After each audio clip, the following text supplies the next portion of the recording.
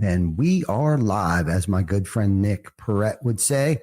Welcome back, everybody, to episode 256 of Behind the Tool Belt. Thank you for joining us on this Wednesday edition. Today, we have another special guest. Stay tuned, and we will be back after our short intro from our sponsors.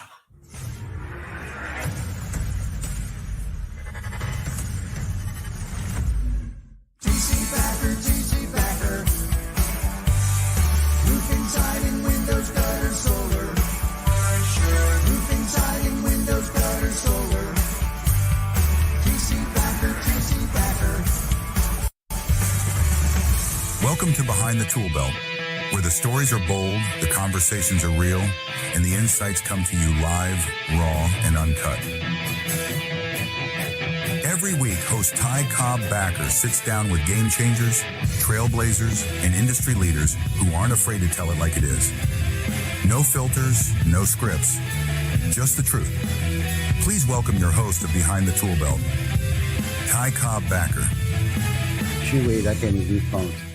It really did, that last part there. It was good. Good job, Vic. That's good stuff right there. So welcome back, everybody, to our weekly edition of Behind the Tool Belt, episode 256. 4 more episodes. We will be at 5-year mark, 260 weeks in a row, come hell or high water, suited up, showed up, found guests, sometimes good ones, mostly great ones. Every now and then we had one that wasn't so good, but here we are. We made it through it. I've learned a lot over the years.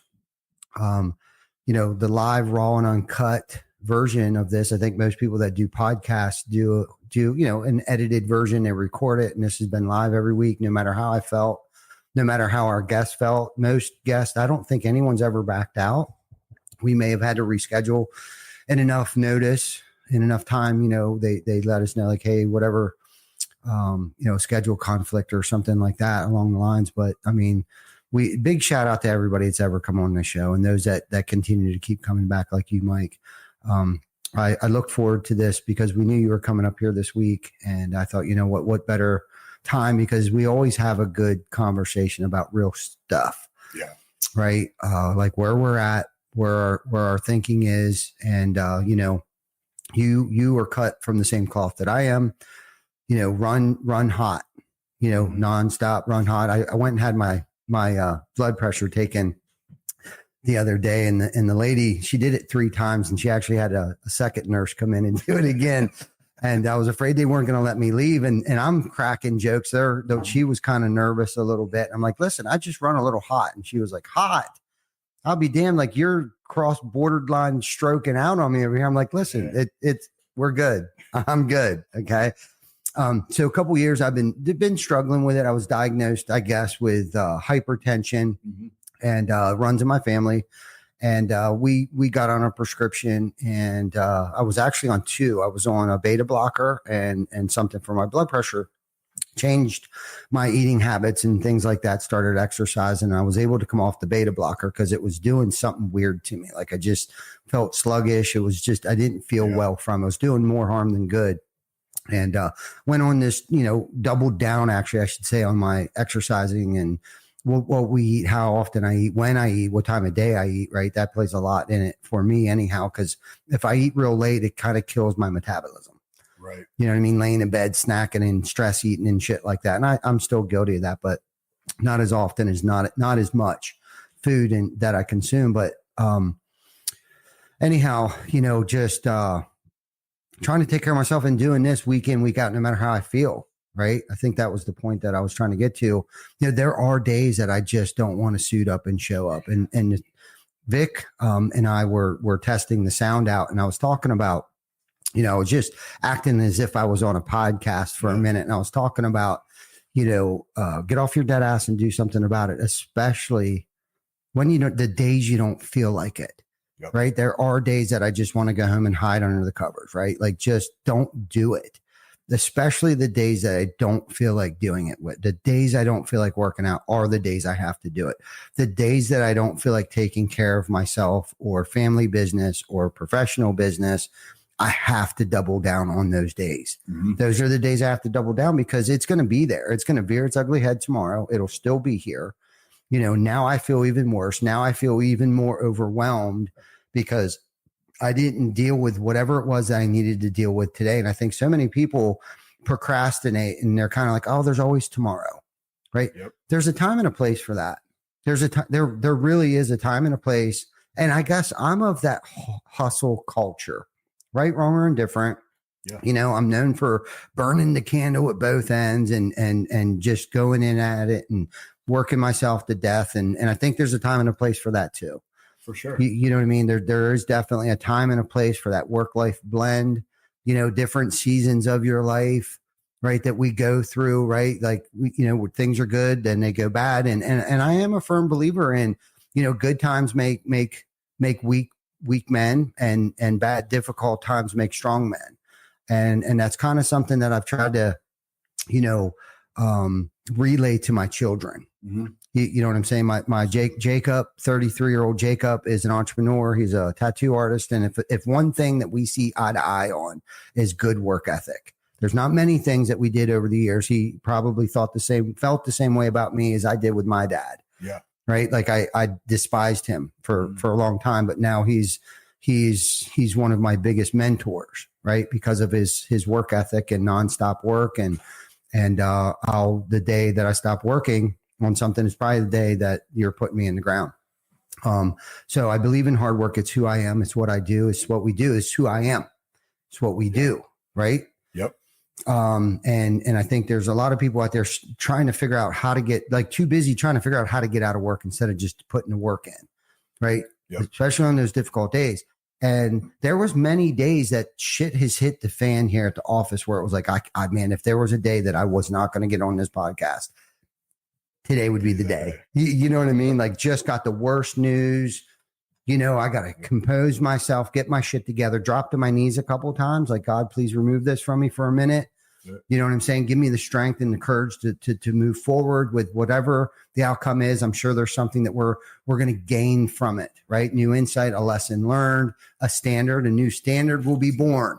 Yep. Right. There's a gap in the system. Yep. You know, and I think that's kind of what we want to touch on here a little bit is the standard. Yeah. I mean, it's funny that you say that. Like, complacency is where, for me, it's a terrible place to be. I mean, absolutely terrible. And the days, it's funny where you hear motivation, people are like, I'm just not motivated. And motivation, I've heard it's, you know, talked about many times, and motivation is just, you know, it's bullshit because it's there some days, but when it's not, like you said, the days you don't want to get up, you don't want to do the gym, you don't want to do your daily routines, the things, those are the day where progress is made, is getting up and getting it done. And I struggle with it on a daily basis. I'm like, I don't want to do this today.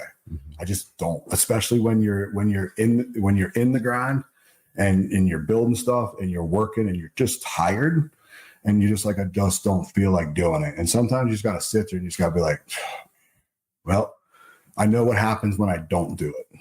So get your ass up. Yeah. Let's go. Right. And progress is made through those days. Because the days that you feel good, that are the easy days. Yeah. Oh yeah, I feel good today, blah, blah, blah. And I'm doing the thing. But today I didn't want to do it. We know we have to do it. Yeah. And even if it's whatever it takes, yeah. You know, I've listened to Goggins and he's like, man, I'd sit on the edge of my bed for 30 minutes before I put on my shoes, like talking myself out of going running. You know what I mean? It's like, it doesn't matter what it takes to get there. Just get up and get it done. Something. It might not be the best workout, might not be the best whatever, but at least we're making progress and getting through that. And that is where I feel like that's where diamonds are made, man. Yeah. That's where success is built. Yeah. Right. That's where self-confidence is built. That's where low self-esteem is smashed. Yep. You know, in those days where you're lacking the faith, the courage, the strength, the motivation is the days. And, you know, and on the opposite side of that spectrum too, you know, the days that where it feels like everything's going good and that we're starting to get this figured out, that's when you actually need to double down as well. You know what I mean? Because you can't, again, you'll become complacent. There's never really no time to coast. There's no destination. You know, I mean, you know, no finish line, I guess. It's a journey. Yeah. That we're on here, at least the mission that I know you're on, the mission that I'm on. Yeah, we have a why. We know what we're fighting for. We know that there's battles. There's going to be some won and some lessons learned. I don't look at them as losses. You're either winning or you're learning. Yeah. Right. Yep. And we got to look at it as, what are we, why is this happening to us, but why did this happen to me? But why is this happening for us? Mm-hmm. Baker was talking about that a little bit yesterday. When things pop up, I've conditioned myself. It might not be my first 2.3 second thought, right? But about 2.7 seconds after my first initial knee jerk thought, I start thinking, okay, why is this happening for us? When you can think like that, like you might not see it right there and then at that exact precise moment, but that's where KPIs are born. That's where the SSOPs are born. And just to iterate what an SSOP is, right? Because I came up with that this morning. Tam was taking notes and I was like, make sure you add an extra S to that. And she kind of looked at me a little funny. Like she knew there was a point to it, but she didn't know what it was yet. And SOPs are standard operating procedures, right? And SSOP is the standard system operational process.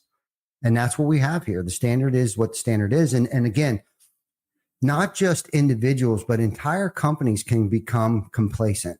Yeah. Or departments. And maybe not necessarily all, but I think there's some that are still hustling and killing themselves over here, where there may be a group of people over here that are complacent and resting on their laurels. They feel like they've put their time in, they've already earned it. And it's like the rest of us are still motivated and haven't forgot that why, like why we're here. We're having impact on ourselves. We're having impacts on our families. We're having impact on those families that we work with. We're having impact on the community that we live within. Mm-hmm. Right.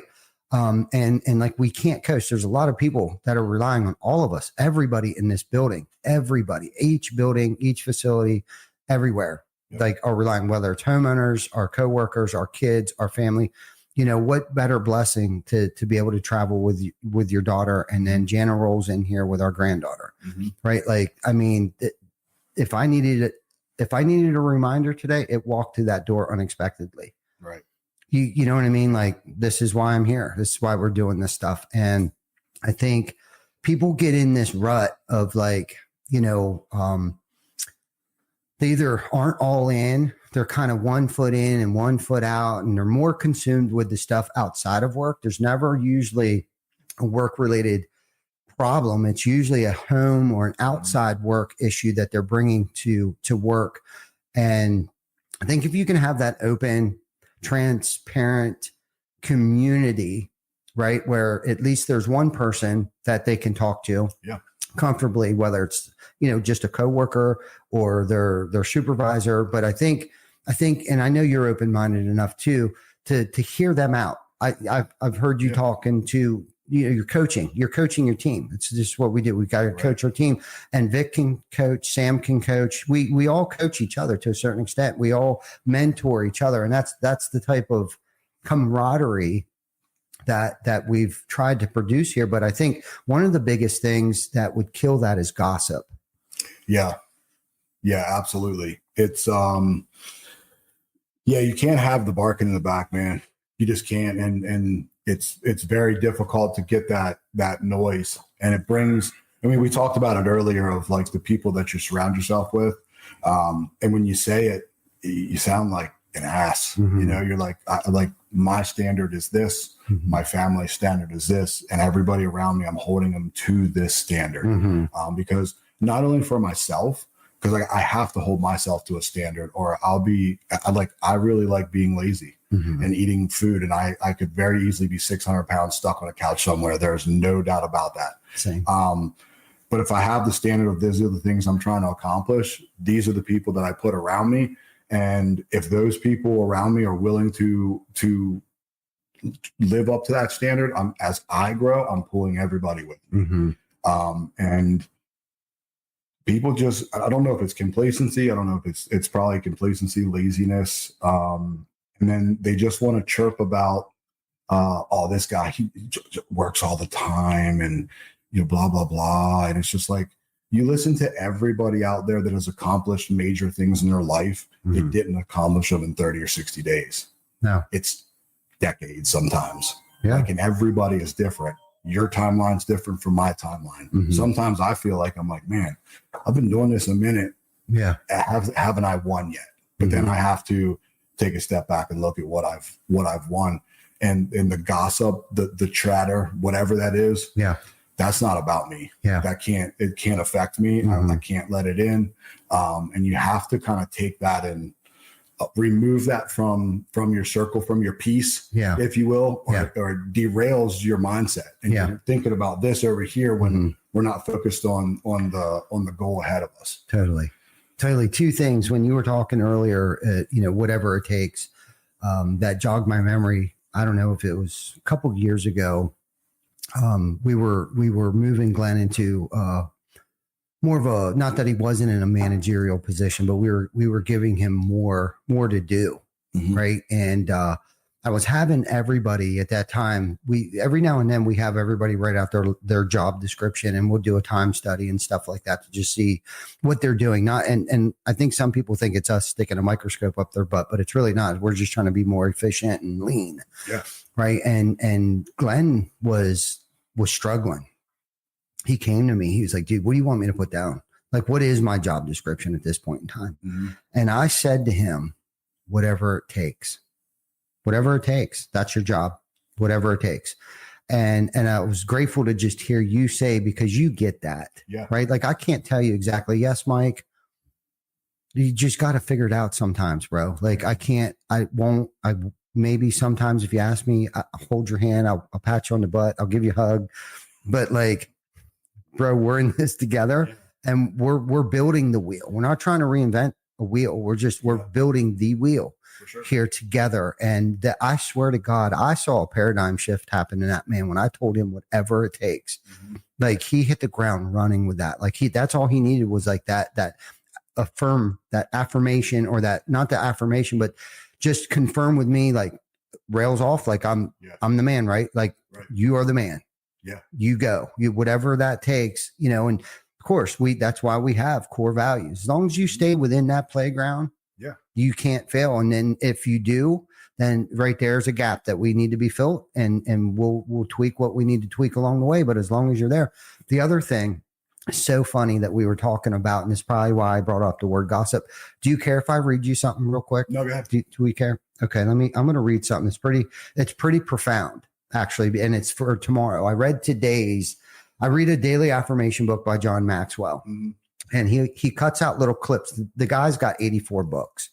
Okay. So he put a book together for a daily affirmation, and tomorrow's is actually about avoid gossip is the title. Okay. And I'm going to try to see this here. It says, it's been said that great people talk about ideas. Average people talk about themselves. Small people talk about other people. That's what gossip does. It makes people small. Sorry, I can't read this very well. There really is no upside to gossip. It diminishes the person being talked about. It diminishes the person who is saying unkind things about them. It is even diminishing the listener.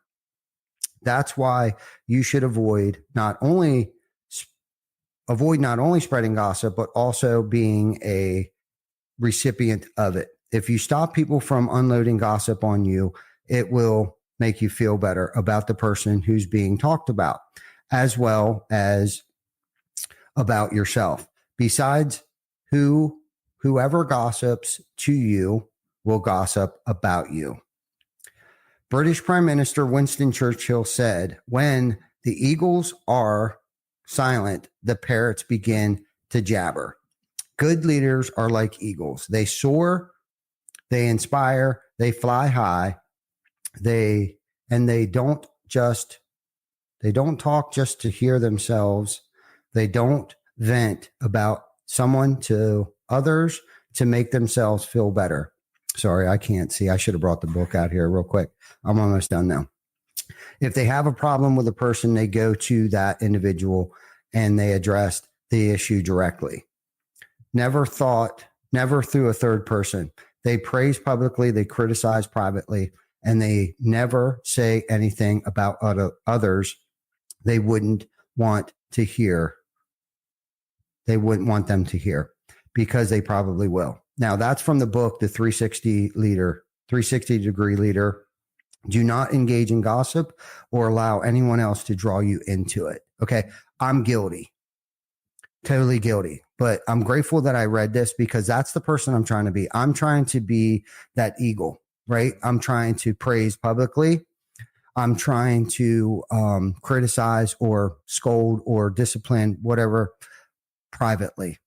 Do you know what I mean? I'm trying to be that person. I'm trying not to talk about myself. I'm not trying to talk about other people. I'm trying to talk about ideas, solutions, things of that nature, right? Like being a part of the solution and not the problem, right? And I think a lot of that starts with my mindset. And this is what kind of stinks too, because what can also cause gossip is my ideas. And I have to be cautious, because not everybody's on my side.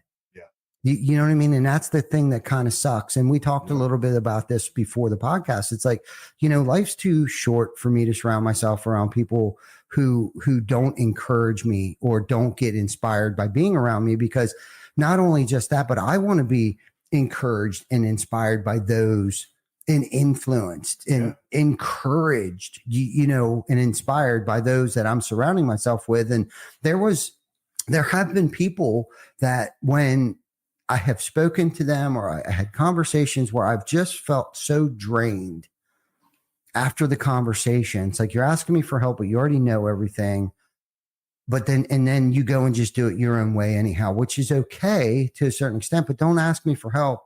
Or if I see you struggling and I'm writing your paycheck, like, I'm not trying to be control freak or dictatorship, but it is also my job to make sure it gets back on the rails too. Yeah. But if I can't work with you and critique what it is that you're doing, then what kind of relationship is that?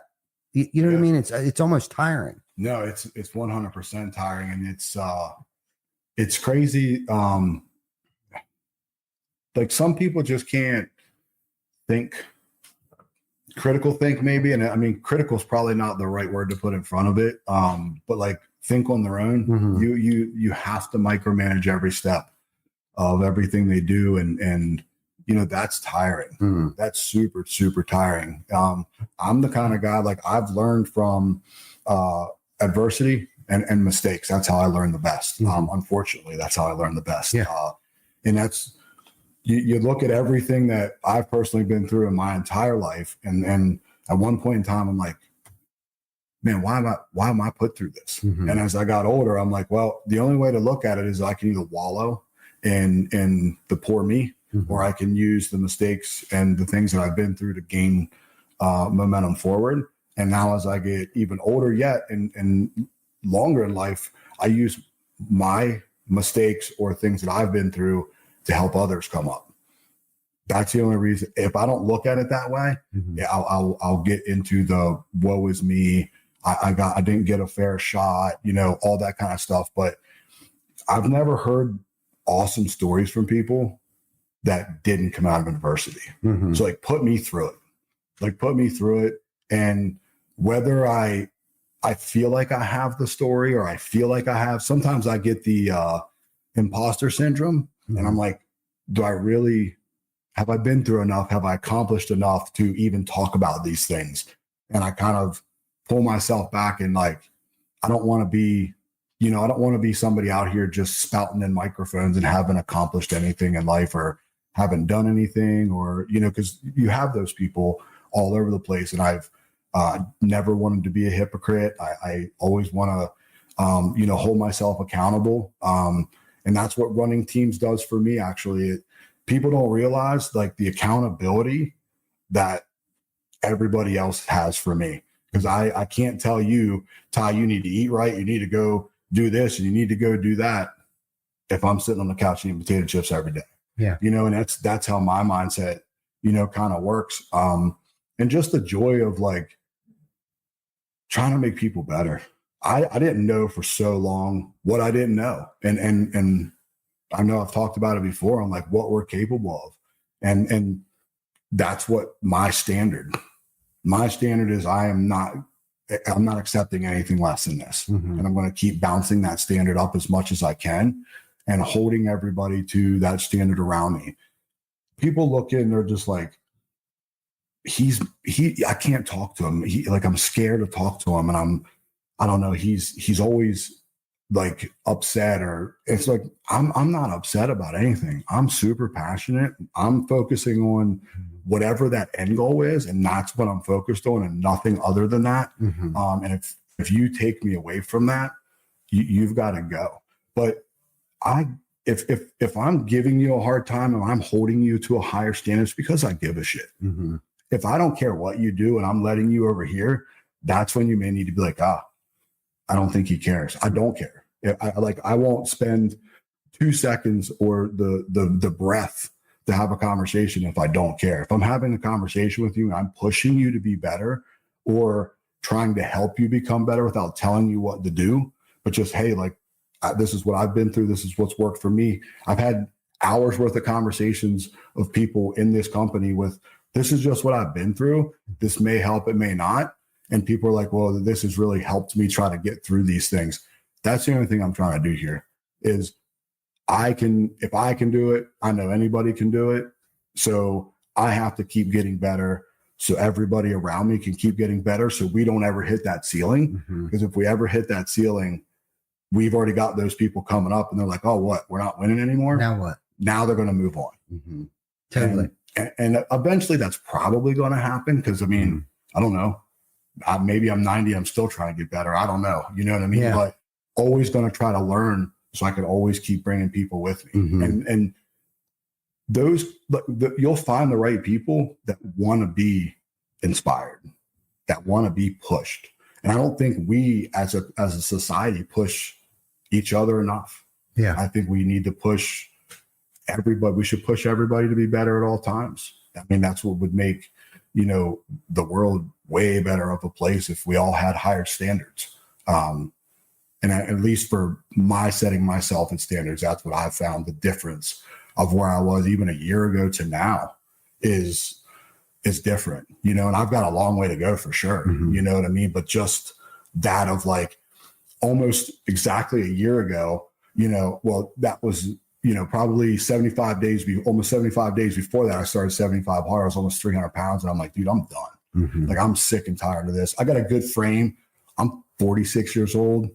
My wife's 32. I got to make sure I, don't look like an old fat slob. And, my wife's, way younger than me. And then as I did the 75 hard program and really dialed my stuff in, I was reading books and just listening to, other successful people around me. And I'm like, these guys that are super successful, they're hardcore, Mm-hmm.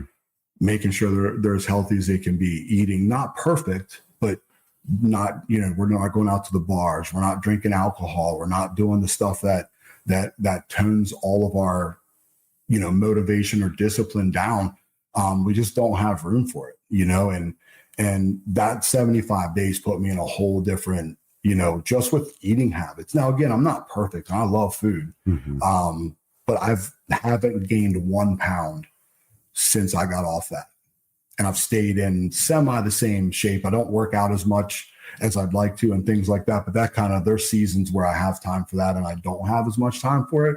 But overall, where I look and my eating habits have stayed. And I'm like, all right, well, so now this is a habit. Mm-hmm. So I'm going to do another round. I'm going to choose a different habit. And eventually these habits will become habits. And it's the way that you live your life. And you, like we talked about, our base standard is here. Mm-hmm. Once we can meet that base standard, all it is just becoming better. Even if it's, a small percentage or 1% better at a time, you're still going upward and you're still making progress. But you got to find out where this, that line is, that standard for you is, and what you want to accomplish. And you just got to go and be willing to put in the endless amounts of work that it takes to get there. Yeah. And I think over time too, it doesn't appear to be work anymore. Like you said, it becomes a habit. It's not really, it's a habit. It's a lifestyle. Yeah. It's a lifestyle change. And man, you said so many good things there. and we want to be able to motivate people, and it's tiring for those that kind of sit on the sideline and ride on the coattails and stuff like that. And I've been through the ringer. I've kept people around me entirely too long, but it's kind of like, I hear the same thing too, where people don't want to knock on my door, not want to ask me questions and stuff like that. And it's like, I'm kind of not flabbergasted by it. Not that I have like an open door policy, but like text me real quick, make sure I'm not in a meeting or anything like that. I'll always carve time out, and I might seem irritated. And I said something to Amanda this morning. It's like, I'm not irritated with you whatsoever. Unfortunately, you're just catching a little fumes from whatever it was that I was inundated with at the time. But give me 2.3 minutes to kind of like change gears real quick and listen to what it is that you're saying to me, so I can actually hear you. But I think once people get to know us, they know what our purpose is. Like, we're not mean. We're driven people. We run hot, continuously run hot, and want to see others around us succeed too. And I like how you said that, like, if I didn't care about you, I wouldn't push you. When I stop pushing you is when you really need to worry. All right. Like, I saw something or I'm tired of, that you're not willing to put into work. And this is thing too. Right. And I understand the imposter syndrome, and just for the record, Mike, if for any reason whatsoever, you wouldn't be on this podcast if I felt like you were a phony and haven't had an impact. There are a lot of people out there that are either on stages or have a podcast or a radio show host or whatever that hasn't experienced or ran multiple crews or led people, there's just too much of that out there right now. And one of the main reasons why you're on here is because you're not that individual. You have impacted many lives and continue to, and doing that self-improvement, right? Like, you have to continuously work on yourself, because whether it's an ego or pride thing, it's like, I can't have this thing outgrow me. For sure. Either, right? Because once we get there, and it's kind of like, when I'm done putting the work in on myself, that's where the leadership stops. That's where it ends, right? So you got to continuously educate yourself, continuously push yourself, continuously find different ways to improve your physical appearance, your mental state, right? Mental toughness, read books, listen to podcasts. And what's cool about this? No one's going to give this stuff to us. I'm not saying that you don't give me good feedback on like who you're listening to or what. One of the first questions I start asking people when I run into them, like I ran Hunter, came to visit us at Top Flight. The first thing I asked him was, what are you reading right now? Right? Like, I want to know what he's reading. Right. You know what I mean? Like, and he gave me a couple of suggestions, and I asked him that a couple of years ago when I first met him at a Revolt retreat. And he said to me, the first book, he said it was Relentless by Tim Grover. You need to read that. Okay. I listened to the entire book on the way home from Gatlinburg, Tennessee, the whole way. I mean, I didn't stop. I only stopped to pause to stick my foot straight up Lauren and Glenn's ass after I listened to it, because it had me so fired up. Because again, that was the standard. Standard is what standard is. I'm trying to think of the other book that he recommended to me, but my point is, like, we have to continuously keep growing. There's 3 books, 3 daily affirmation books, that two of which I start out first thing in the morning with. I read Ryan Holiday's Daily Dad. I bought one for my daughter, Mackenzie. It's not just for dads. It's for anybody that's a parent. Super good book. I shared it with Amanda this morning. It's very neutral thinking. It's good. It's not one to the left or to the right. It's just he's a nowadays, he is a, what do you call it? A modern day stoic. Just good insight. If you're into any Marcus Aurelius stuff or anything like that, I highly recommend reading anything from Ryan Holiday. Somebody turned me on to him. I can't remember who, but I've read just about all of his books, right? And applied at least a little bit of something from his books, his literature into my life, right? And I look at these books as basic text, like when I was in high school. Unfortunately, I didn't like school.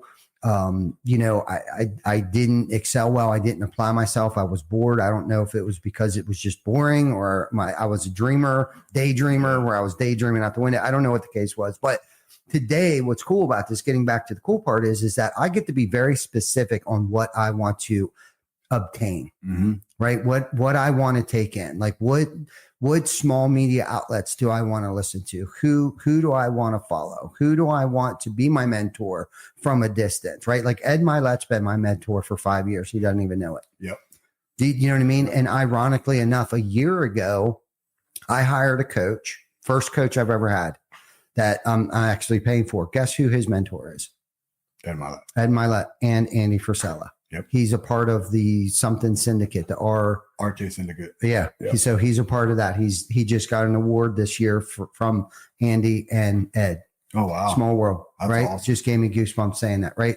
But that's what I know. If I want to be that CEO, right? Because I put that in my signature. Now it doesn't stand for what everybody thinks it stands for. I put Chief Energy Officer in there because I'm the guy that's got to show up every day with a smile on my face, even when I don't feel like putting a smile on my face, and bring the energy, bring the inspiration, bring the empowerment. Yep. Right. And some days I have to keep that door closed. Some days there are reasons why that door is closed. You know what I'm saying? Yeah. But I'm not running home and putting my tail between my legs. And I do try to leave here at a decent time today. I get up, I wake up with Rocket. I hang out with Rocket. My priorities are different than what they were a year ago, like you were saying. You know, even 2 years ago, 5 years ago, 10 years ago, my priorities have definitely changed. I've grown. I've matured. I've Identified. I'm on this journey of this self mastery, I guess, as Pedro Coolian would talk about self mastery. You know what I mean? And it's like when you think about that, it's kind of like, okay, I run hot. I know the type of person that I want to be. I'm not who I am, but I'm definitely not who I used to be. Okay. And I know who I want to associate with. Yeah. Right. I need to carve out those that and I need to figure people out too. Like I know who I can spend 3 minutes with tops max. Yep. Right. I love them to death, but I can only do 3 minute increments. Right. And that's okay. Yeah. Right. You know what I mean? Yeah. But there's other people that I can spend entire weekends with. Yeah. That I just love being around. And you're one of them. Vic's one of them. Chris Baker's one of them. Like there's Jana, obviously. It's been 15 long year weekend that I've been with Jana. Like she's my best friend. We have a slumber party every night, no matter where we are together. We have a slumber party every night. She's my best friend. Right. And life is too short to surround ourselves with people that, I mean, I'm not asking you to be as driven as I am. For sure. I wouldn't expect anybody to do that. Right. Certain people. Okay. Now you might, I just put that expectation out. I expect you to be as driven as I am. I'm good. Okay. Vic, you're not off the fucking hook either, bud. Okay. So, but you know what I'm saying? You are the people that I talk to on a daily basis. Like we have to run at the same temperature. Yeah. Like all the time. Like we have to be, and that's why it's so easy to work with you guys, because it's like, it's not really an argument. I don't know if we have ever argued. Have we disagreed on something? Probably, but we both seen each other's side of it. It's kind of like, you know what? Yeah, it does make sense. Let's try it. If it doesn't work, fine. Well, for sure. And that's the one, I mean, that's just growth, right? I mean, I couldn't have 15, 20 years ago. That ain't happening. Yeah. I mean, I wasn't, it was, oh, that shit don't make no sense. And, you know, and it's like, you have to be able to listen. And it's funny you say run hot, because it's like, I listened to Andy the other day and he was like, I deal with these people, and that's the only people I deal with now in these businesses because they're the only people I can deal with. And it's funny because in where I'm at now, and you know, I'm more on the forefront of sales teams and dealing with them, you know, everyday basis, and it's coming to the point to where it's like I am driven, and most people don't understand me. And there's only certain people that I'm starting to bring in, and I was like, I got to deal with you guys because you understand what I'm doing. And just because I say a certain thing, or I don't smile when I do it, or I don't pat you on the ass every 5 seconds or something like that, I'm not pissed. I'm not mad. I'm not, you know, I'm not firing you. I'm not doing all that thing, but other people don't understand that. And for, you know, Jamie and I have been together for 12 years, and it's taken her 10 to even get to understand me. Cause I wear, everybody calls it RBF.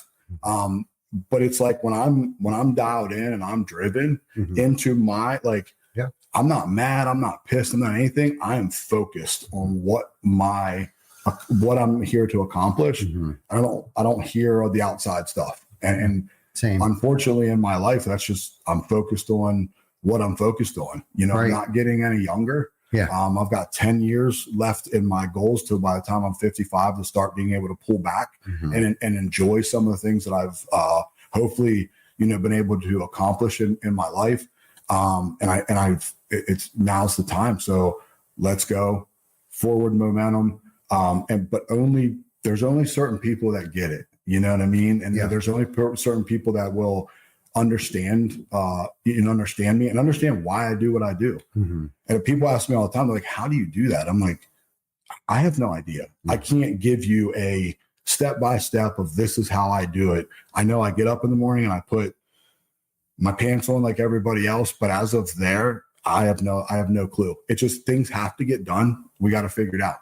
We deal with problems, and you got to listen to the problem, and you got to come up with a solution like that. Yeah. And over the years, you just get good at it.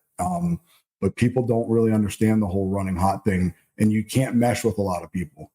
Like it's my circle's super, super small, just because some people don't understand what I'm doing or why I'm doing it, or you need to enjoy life, or you need to have a work-life balance, and you need to, do this, that, and the third. And it's like, I thought for a long time the work-life balance thing was a real thing. It's not. Mm-hmm. It's not a real thing. It's intention is the real thing. And I'm pretty sure that was an Ed Milet podcast I listened to with intention. Mm-hmm. Like, do these things with intention. Mm-hmm. So it may not have, I have 5 hours for my family today. I may only have 3, but when I'm with my family, let's be intentional about that. When I'm at work, let's be intentional about that. And that kind of sets that up. You know what I mean? And I run hot just like you every single day. Yeah. Home, work, sleep. I sat up at 3:00 this morning and I'm rolling in my head, conversations in my head. Mm-hmm. You know what I mean? It's just, that's just the way that it is. And there's nothing I'm going to do about it. But that's also what is going to put me in places that, other people don't have the drive to, or won't, I don't want to say don't have it choosing on themselves. They don't have it. They don't want it for that reason. Yeah.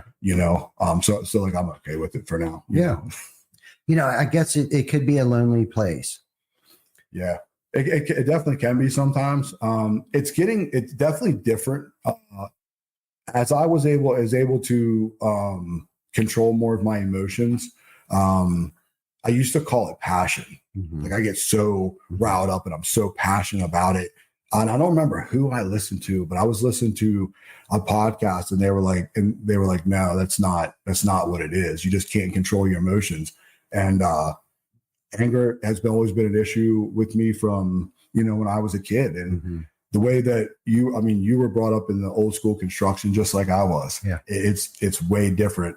But you can't run people like that. People don't have respect for you. Mm-hmm. You have to be able to be stern and say things without yelling and screaming and doing all those kind of things. So it's taken me a long time to get better at dealing with my emotions.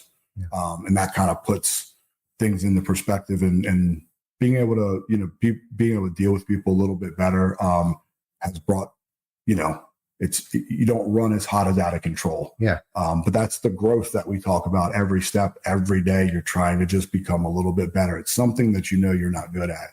You're trying to become better at it. Yeah, for sure, man. And I like this topic because I used to run things with an iron fist. Mm-hmm. That's how I was brought up. That's how I was raised. Things were different back in the day. And you made a comment to me the other day that, I show a little more grace than probably, I don't even want to say most people, but being, I guess, in the position that I'm in right now. And I think what has happened is that not that I've necessarily learned how to pick and choose my battles, but I guess I've come to realize that I don't have to throw a hammer through the wall every time something bad happens. Mm-hmm. Do you know what I'm saying? And I used to act out. I mean, I would say things, I used to think that I wanted to be known for not taking any crap. You know what I mean? Mm-hmm. It was like walking around with like almost like a chip on my shoulders. If you're not working as hard as me, you need to get out of the way. and not that there's anything wrong with that. That'll get you so far. You know what I mean? But it's like, now I have to lean on other people, and I have to understand that people are going to make mistakes. Yeah. Right. And I have to show grace during those times of mistakes and errors, because it's like the pot calling the kettle black, right? Like, I've made so many mistakes and errors over the years. I still do and still will. And that's why I call them lessons. I'm either winning or I'm learning.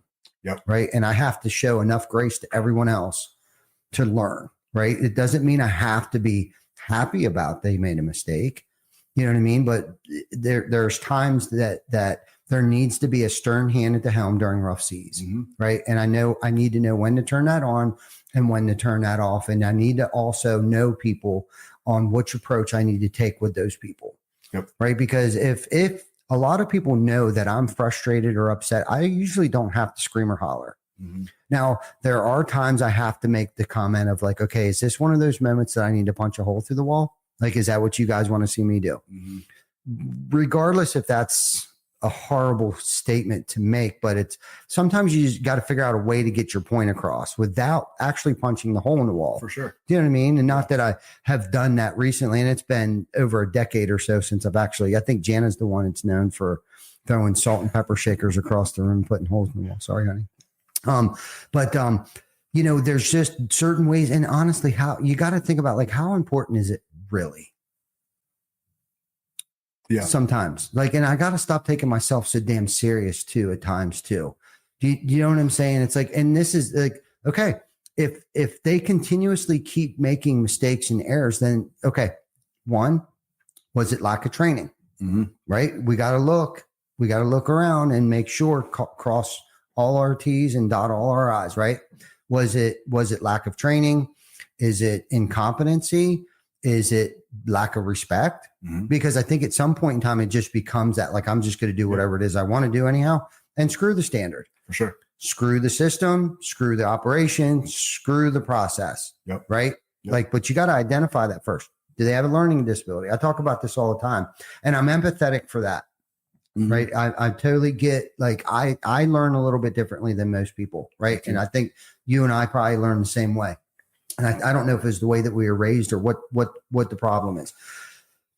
Some people you show something one time to, and it doesn't, you could just tell them how to do it and they can just go do it. But me, it's kind of like, let me see you do it. Okay. Give me the hammer. Now let me try it.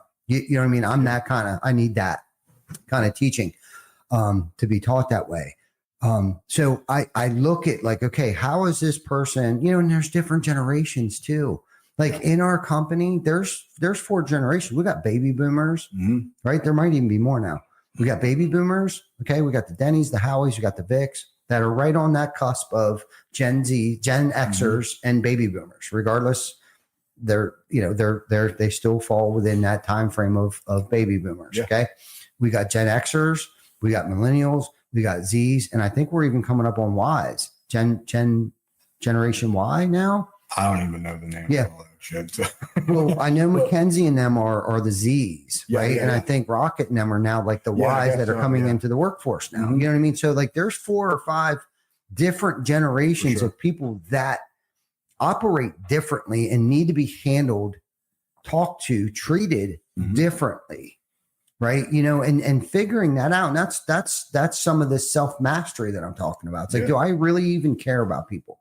Yeah. Yes, I do. Okay. Well, then I need to know, not only do I need to learn how do I tick, but how do they tick? What motivates them? Because it's not always money. It's not always money. Yes, money helps. Money's great. Money's everything. But, like, the environment in which we live in, I think, is more important than anything. Yeah. Okay. And this is the thing. Most people will stay in a shitty situation because of comfort. For sure. And then would rather stay in a horrible relationship, knowing damn well that it would be the best thing for them to do is leave that relationship, but will stay in it because of the fear of being alone, the fear of rejection, the fear of that remorse, that loss, that fear of loss. Okay. And those are all the same feelings that we feel when we get demoted. There's a pivotal transition, even if it's good transition, even if it's good growth, even someone's pushing me There's always this fear factor and like, oh my God, they're taking this. Like they get complacent and they get stuck in this job security thing. And it's kind of like, well, because, and this is the thing I'd learned, right? Like if I do everything, I know it's going to be done right. So I thought, okay, but then I need to learn how to let go of some certain things. And this is where it's kind of like where the grace started to come in. Right. A little bit for me was like, I need to let them make mistakes because that's how they're going to learn. Hopefully it's not very costly. Okay. Hopefully we can get through it. Hopefully we can learn something from, hopefully we discover something that needs to go into the KPI, or we need to develop another process, another SSOP. Right.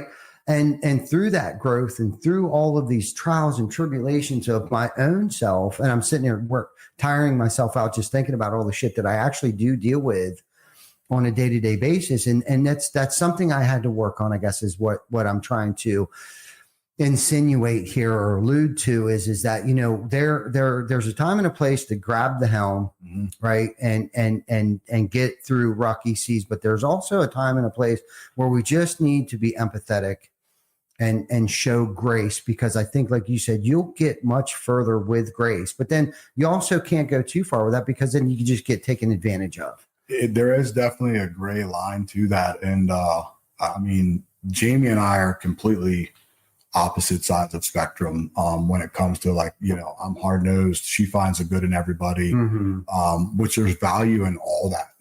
You know, it's I can say to her, hey, look, like, you know, this person's, you know, we don't draw a line in the sand, like people are going to start taking advantage of things. And that's a line that you got to keep strong. You know, there's certain times where I'll reach out to her and I'm like, hey, I need you to deal with this person in this situation, because I know that they need to be dealt with in a certain way that I may not be able to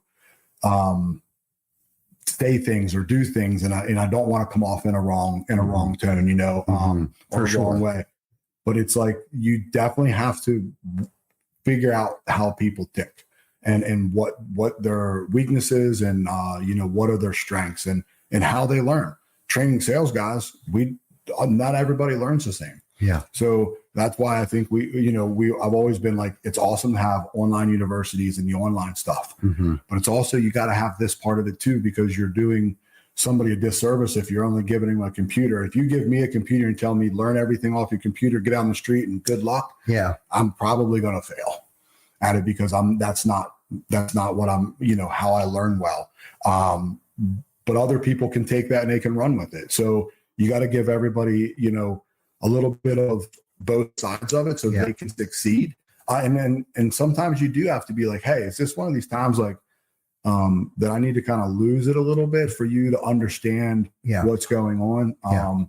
And even though I have kind of like a simple face and look serious all the time, there's definitely a difference into when like this, like, okay, enough is enough. We need to fix this stuff up. And being stern. I've gotten pretty good at being stern, and people know that I'm not yelling and screaming.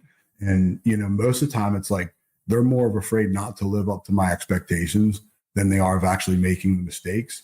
But I've learned that I got to say, hey, we are going to make mistakes, and it's okay.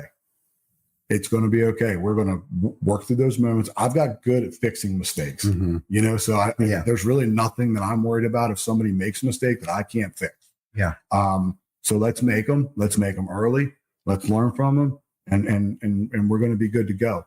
And it's still, I feel like sometimes I put a lot of pressure with expectation on people. And I've sat and had to think about that in the moment. And I'm like, I'm not willing to not put those expectations on you because nobody else is.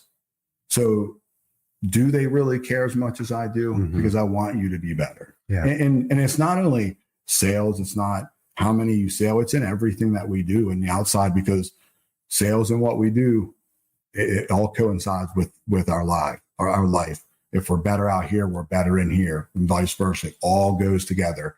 And I had an issue the other day where somebody came to me and they, you know, were saying, you know, somebody was afraid to talk to me. And I thought, and to go back to like, I'm like, dude, are you being too hard again? Here you go. Like, you know, and I had to work through that. And I was like, you know what? No way.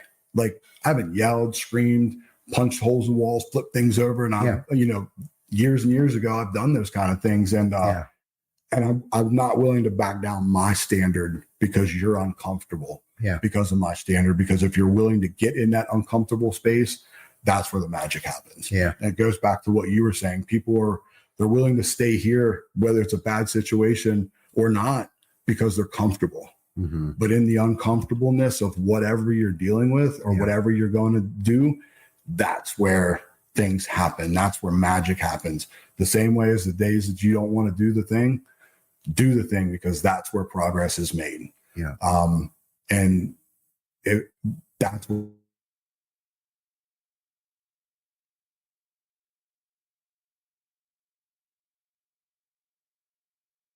got to a point where like, okay, well, we've got this part figured out. Let's go. Mm-hmm. Let's get uncomfortable again, because we're going to go back through them. We're going to continue to keep growing in whatever we're dealing with at that time. Yes. No, I agree. And then quitting becomes too easy. You quit something once, like it just becomes that much easier to quit something else after that. I've learned that too. And I've watched people get comfortable quitting. Mm-hmm. And we talk about this all the time. Get comfortable being uncomfortable. And Vic and I had this conversation a little while back. I don't remember what it was, but it was like, man, this is getting comfortable. Mm-hmm. It scared me. It might have been, I don't remember what it was. Maybe, it was about the show. And, it's like, okay, well, that scares me a little bit. Months earlier, I was like, when is this ever going to get easier? You know what I mean? But here we got through whatever that adversity that I was faced with a couple months ago, where I was like, you know what, when is this just going to become comfortable? Yeah. You know what I mean? And then months later, I ground through it, kept suiting up, showing up, kept suiting up, showing up. That became a habit. Yeah. Right. I'm getting more comfortable with whatever that was. But then that scared me. Like, oh shit, like I'm starting to feel too comfortable doing this now. Step your game up now. Yeah. Like now it's time to step. What's next? Done next. Like move on. Like I had a conversation with Rocket this morning.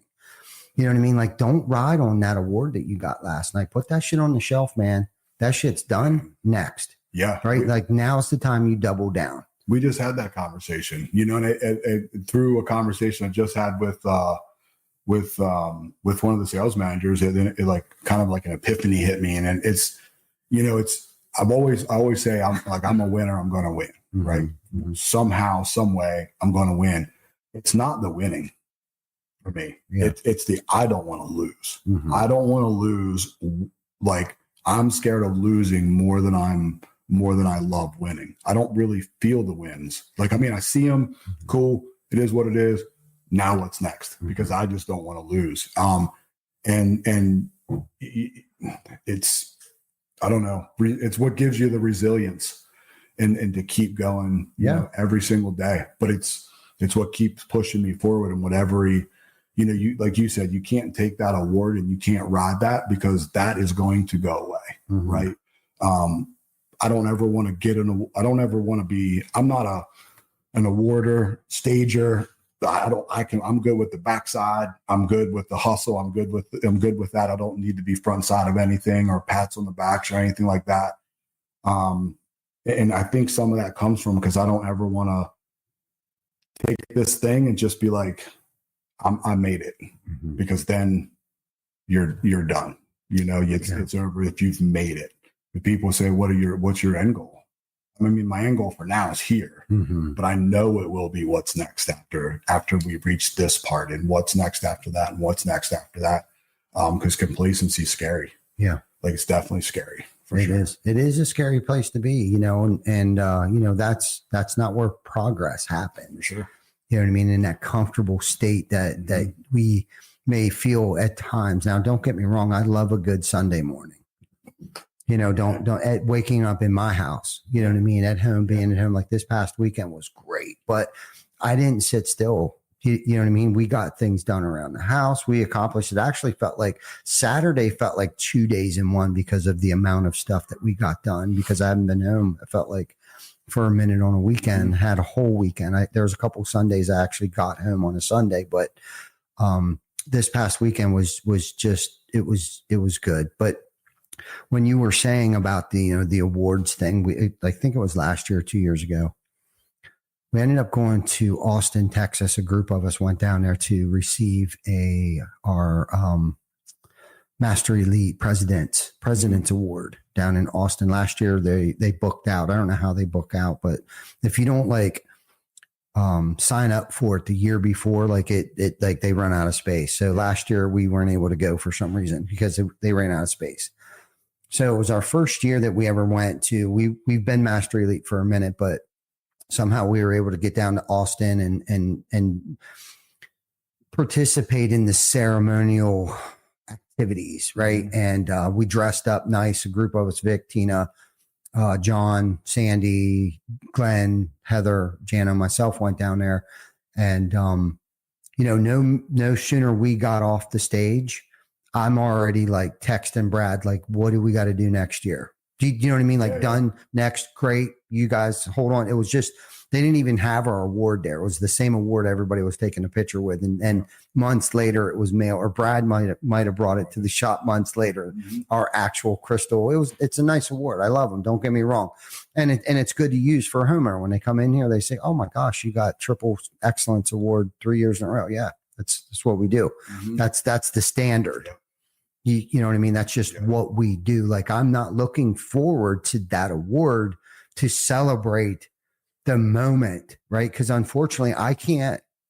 I'm already thinking as I'm walking upstate to receive this award. I'm already thinking about next year. Yeah, I'm already thinking about like, well, what can we do to better this?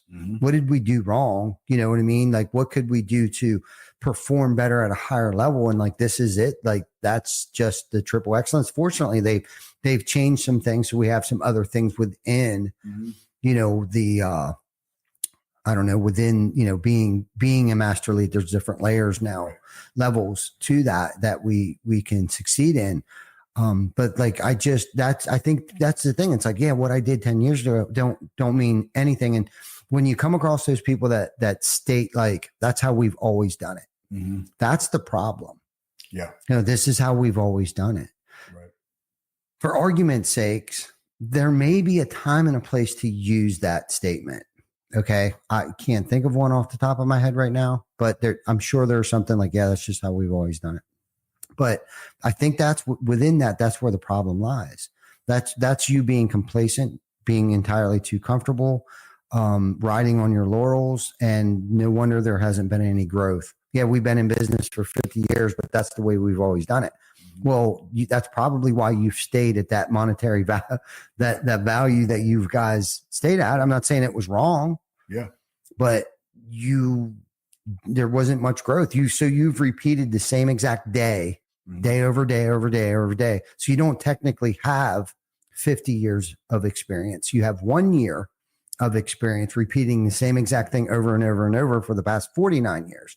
So I always take that into consideration. When someone says I have 30 years of experience doing something, I always kind of like dissect that a little bit and ask them questions. So like, what have you actually done over 30 years, right? Like, have you just had 1 year of experience with 29 days of repeating?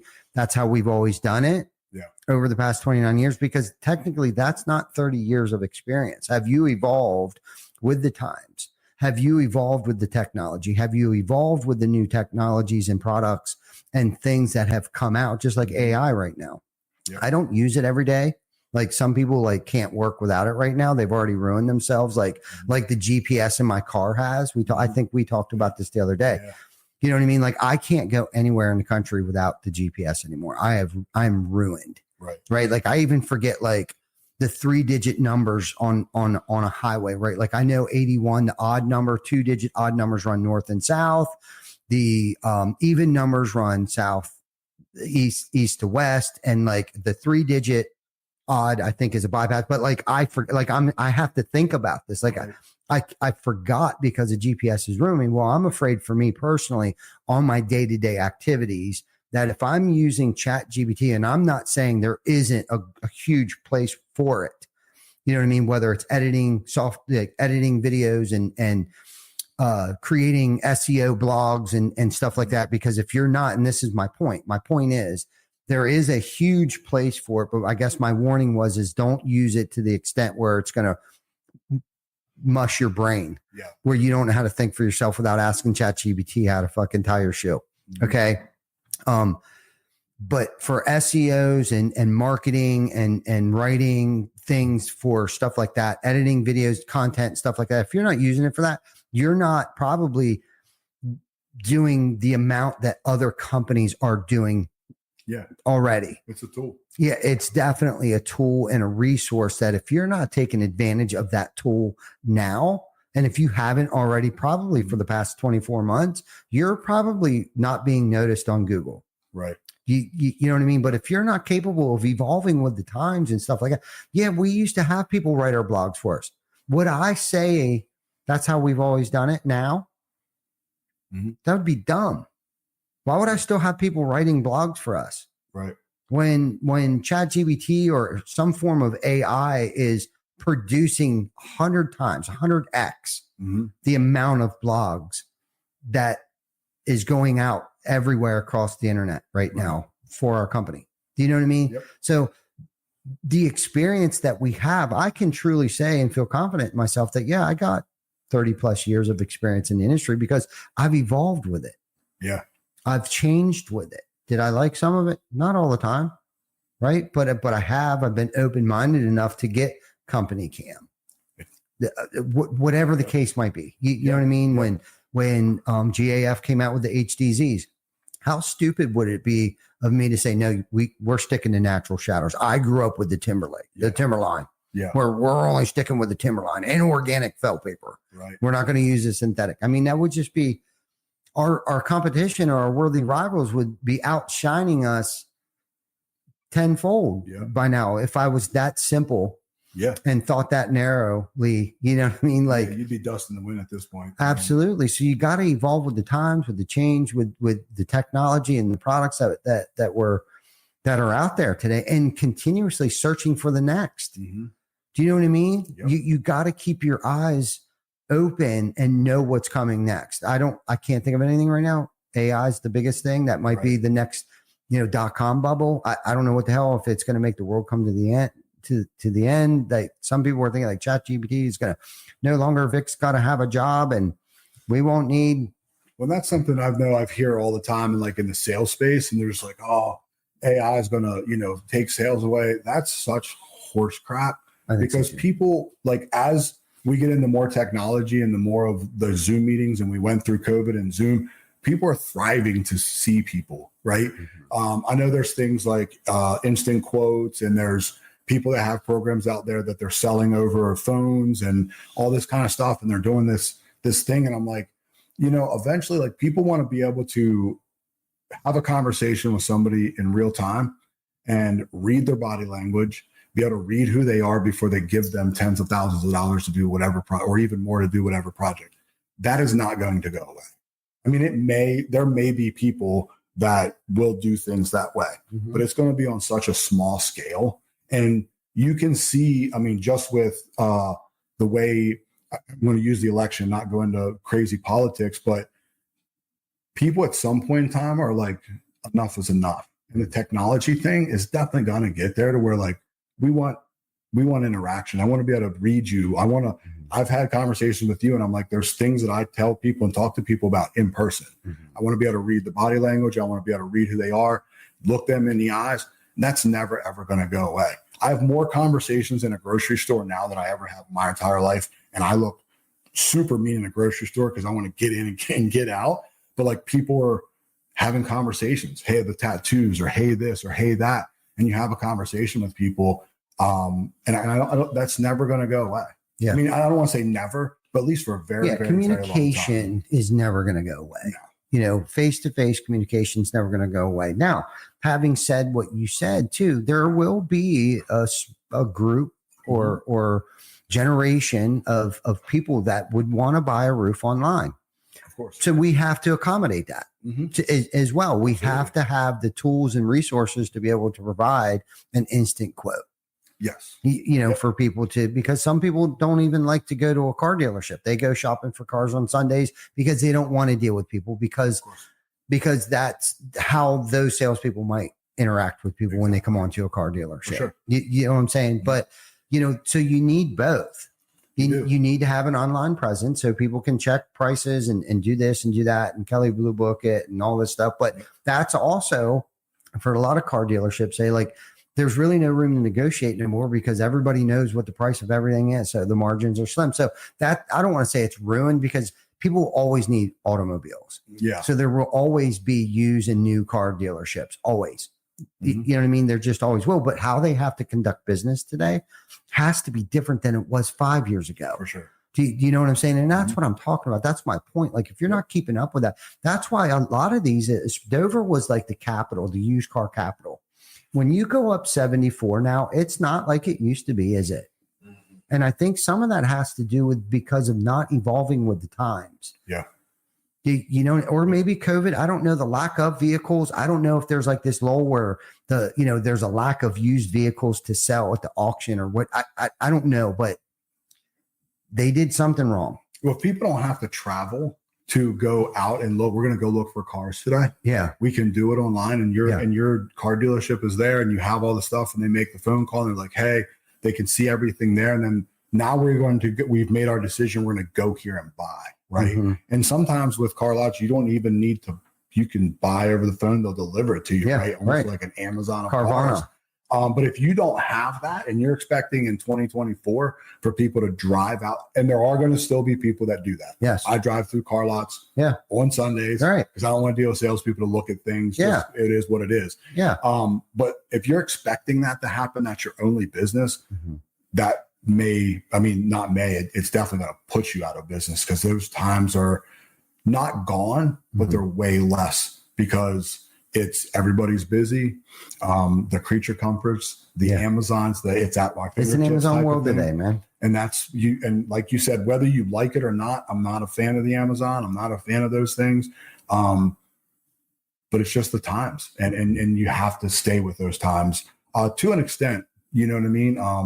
And if you don't, you're just you'll be pushed to the side and you won't be relevant any longer. Exactly. Billboards are still useful. You know, digital marketing is definitely, if you're not doing it, but there are still some things. And for argument's sake, sometimes if you don't leave the basics, you don't have to go back to them. Mm-hmm. You know, there are basic things, core values, whatever it might be, traditional ways of marketing, and getting yourself out there. But the combination of both is definitely the way to go, regardless of what it is that we're talking about right now. It could be marketing, could be maybe anything. Yeah, it could be anything, anything. So anyhow, it's 1:25. So I feel like it's got to be over an hour. I don't know exactly what time we started. Hour and 13 minutes into it. Okay. So let's wrap this up and get everybody back to work. Thank you guys for joining us, hopefully on your lunch breaks today, especially you TC backer people up here. I'm just kidding. Just kidding. But Mike, thank you for everything. I'm going to give you public recognition right now. I appreciate that. Thank you, brother. Thank you. Okay. Thanks for having me. You're welcome. And thank you for everybody. If you haven't liked, love, subscribe, share it, put in the comments a topic that you guys might want us to talk about next week or weeks to come. I know we got the 21 Turkey Salute coming up next week, next Wednesday. That's going to be off the chain. The expected amount of dishes served is roughly right around 1,000. We're changing some things up there. We're going to be cooking all of the food on site, all of the sides. Oh, wow. So all of those people that we've pushed away in the past that wanted to help, come down, help out. We're cooking the mashed potatoes. We're doing the corn, the stuffing, everything at the church, which should also make it easier for us doing 2 locations next year if we keep it all self-contained. So big shout out to Mark Jones and his team over there who's getting us the food. And his, the Safe Serve Cert or whatever the hell it's called. Yeah. So we can serve food healthy to everybody and his expertise in the food industry. He'll be there. His team will be there from JCB, Events, I believe is the name of his company with his food trucks and stuff like that. They're going to be helping out, pushing that. So, we're already thinking about next year. Done. It's already over with. It. Right. It's already over. We're talking about next year already. We're going to be hosting one on the east side. And now I'm holding myself accountable by putting it out there. East side and west side will host 2 next year. And I think it's going to be a lot easier with us cooking the sides and everything ourselves. that way. So we're looking forward to that. I think that's Wednesday, the 27th, which will actually be episode